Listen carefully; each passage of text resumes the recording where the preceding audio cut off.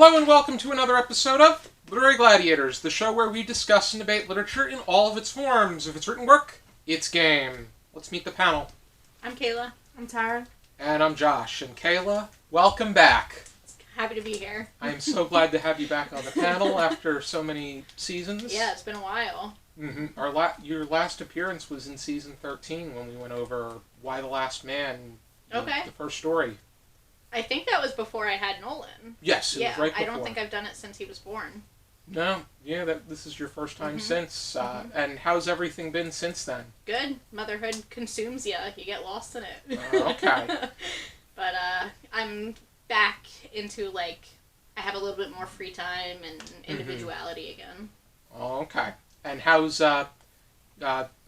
reading just in general? You reading, Nolan reading, Good. Ryan reading? Yeah, I get a lot of time to read with, I not so much now that he's a toddler, but, the year that he was born, newborns are pretty boring. You just sit around and hold them most of the time. So I think I read almost 30 books the year he was born.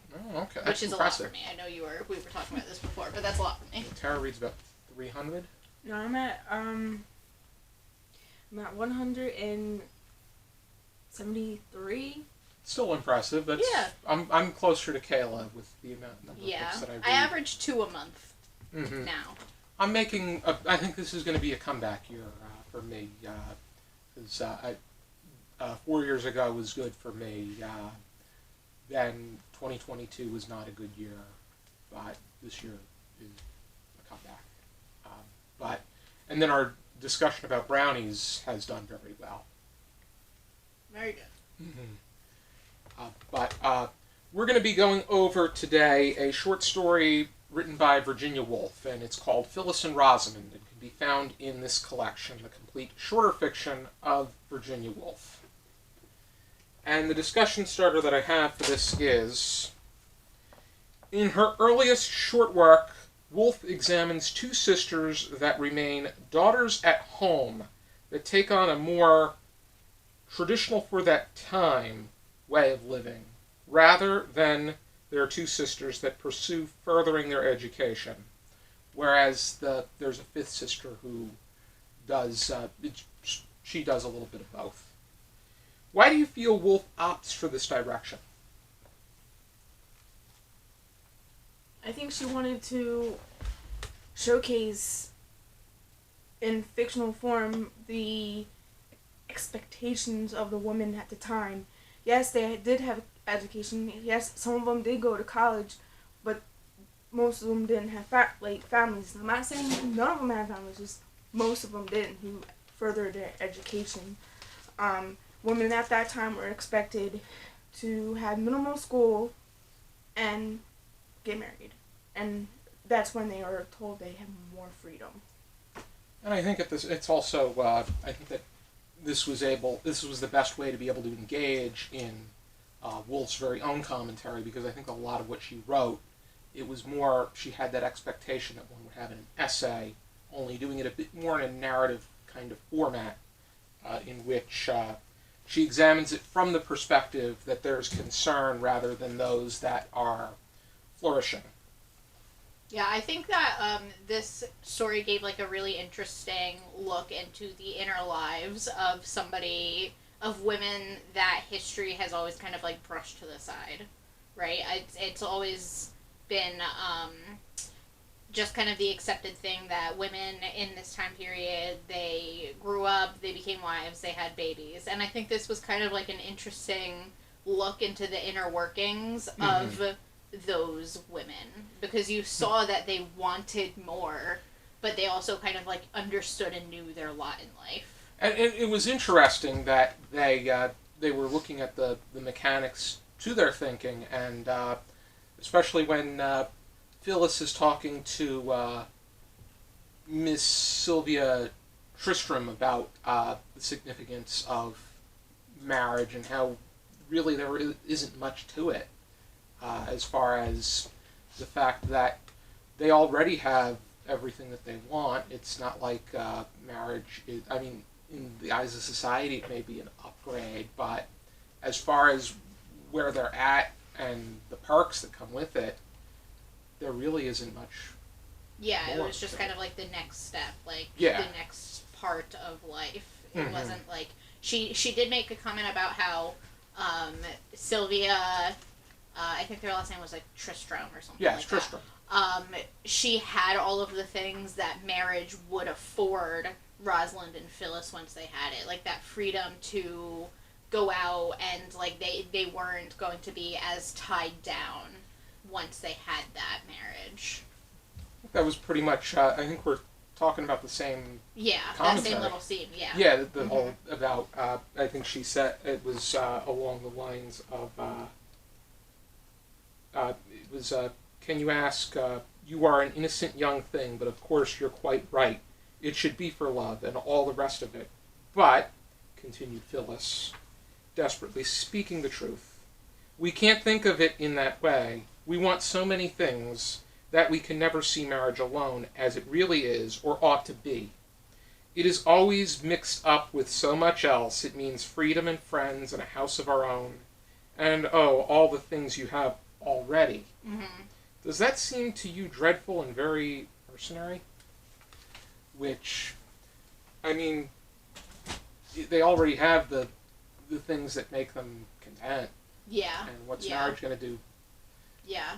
I also think that specific scene was an interesting commentary on like the differences between classes of the time period, because the Tristrams were a little bit lower class than the Hibberts, but they were afforded all of this freedom that the upper class women couldn't achieve without the husband by their side.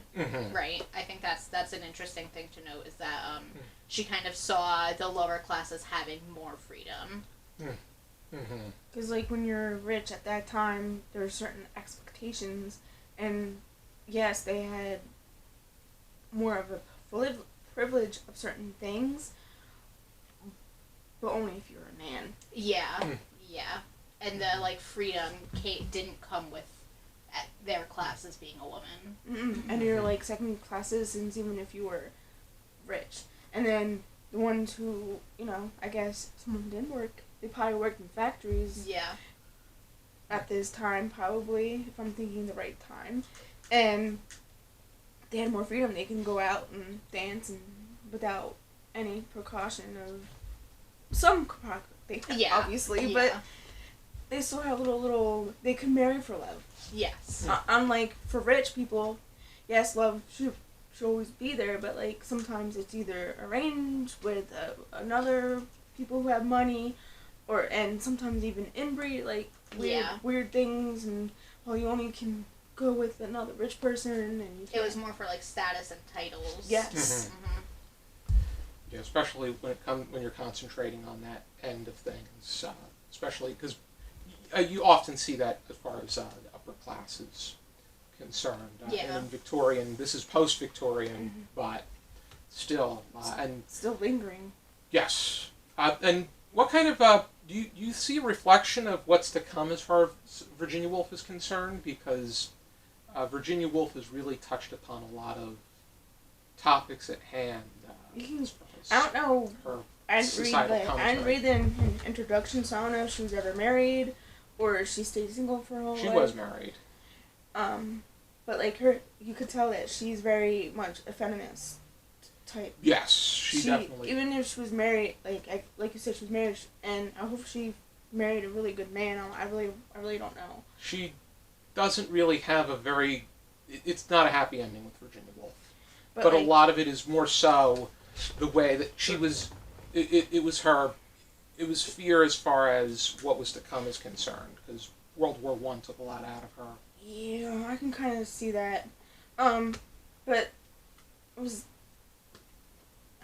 I can kind of see where she kind of goes, because this is like her first one, but like she's very feminist and more out in front than like the, let's say, the Yellow Wallpaper, because that's also feminist, but like had to be done a certain way that like, oh, you need to go on asylum because you know what I mean? Yeah. But this is that won't happen. Yeah, she's not like that outspoken. No. Yeah. So but this one, she's more outspoken. Yeah. And more wide range. I can also see like women at the time reading this and feeling empowered. a little bit. Yes. She approached it different. She approached this differently than Charlotte Perkins Gilman approached. But she was in a different time too. It was like it was earlier. See, even if she had to write it that way. A decade earlier. Yeah, she had to write it like that because she can get more self-control. That was also around the time that Kate Chopin wrote The Awakening. I love The Awakening. That was good too. And that was, I think she was pretty forward with that. If you could read between the lines, but if Joe Schmo back at the time would know. Yeah. That was the key to this time period is, like, it's definitely the precursor to, like, feminist movement and stuff like that, but it did have to be a little bit more secretive, right? Because it couldn't be as outspoken because then you're going to get locked up. What were your thoughts about the characters of Phyllis and Rosamond? I liked them. So I've been watching Bridgerton, which I know I know you haven't watched Bridgerton, but the sisters in it reminded me a lot of the sisters in Bridgerton, and I think it's an interesting look into the way women thought at the times. I also thought that their relationship as sisters was very familiar and comforting. As an older sister myself, I liked that, like, I think it was Phyllis was the younger one, wouldn't Phyllis say yes older. to any. Okay. Rosamond was younger. She wouldn't say yes to any proposals without the other sister, like, approving of the guy, which is very relatable, I think, as a sister. I really liked them. I thought they were both good characters. I think they did have a good. I think they had a good chemistry with one another. I think that they were very. I think they were well written, and the way that because they also interact with Doris, who's the youngest. She's the one that is in between.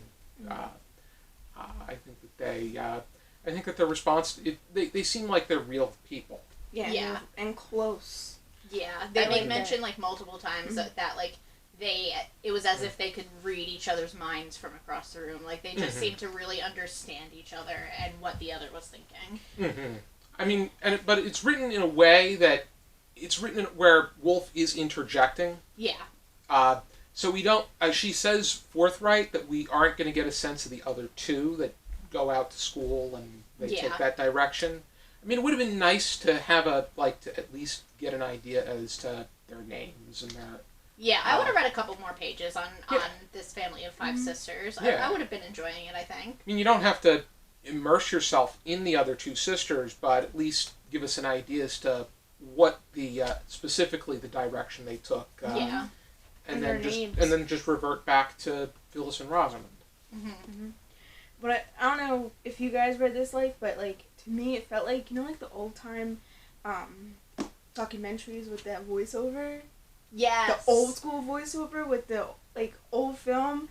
Yes. Then combination of the silent film, and I just picture them going the whole silent film thing, and yeah, you could almost hear Virginia Woolf popping in to commentate on what was going on. The commentary, and I heard doing the commentary with everything else. Not really a silent film, but the style of silent film, and how you mix the old school documentary style with the silent film and mash it. That's how I viewed it, and her voice and her voiceover and I gotta see if there is a Virginia Woolf voice recording somewhere. There probably should, given the time period in which she lived. But because she died in 1941, so wasn't she 50 something? Yeah, she was in her late 50s. It was suicide. But I think that this was. I think that The Mark on the Wall and Kew Gardens provided more food for thought that allowed you to think. This one makes you think, but I think that it's more light in its. I think it's a bit more lighthearted in its story. Yeah, the message was there. It just wasn't in your face. Yeah. I don't think the other two were, but it was more in The Mark on the Wall. He'll talk about everything else that's on her mind while also examining that mark on the wall. While in Kew Gardens, she's examining every little aspect of the garden, including the snail. But here it's pretty much straightforward, and they're examining two sisters who choose to live a traditional, for that time, lifestyle, and and their response to the world around them and what they're actually thinking rather than what society wants us to think about them. Yeah. Yeah. No, that was the point too. Is like, should they do what society tells them, or should they like push back a little? Yeah. And like, and then the question was in there, like, do they want to get married? And because like at the time, like that's what you had to do. Like, women, even if they did go to college, they didn't finish because they either got married or got pregnant or both. Yeah. Alrighty then. Is there anything else anybody wanted to say? Do we have any final thoughts? Nah, I was pleased with this. I was too. Yeah. I think that out of the shorter works, I did like reading this one. It was I think I got a good sense of it after reading it 2 times. I mean, I do want to read it again, but that's how I often am with regard to examining works. But if you are interested in reading the complete short fiction of Virginia Woolf, this is the collection to get. I got this from Labyrinth Books in Princeton. It is Princeton University's bookstore. And I want to thank everybody for tuning into our discussion, and I hope you check out some more discussions on our channel. We have over 1,500 of them. And not just discussion, we have over 400 discussions, but we have over 1,500 videos. And I think that they're all worth checking out. For now, and as always, we encourage you to keep reading.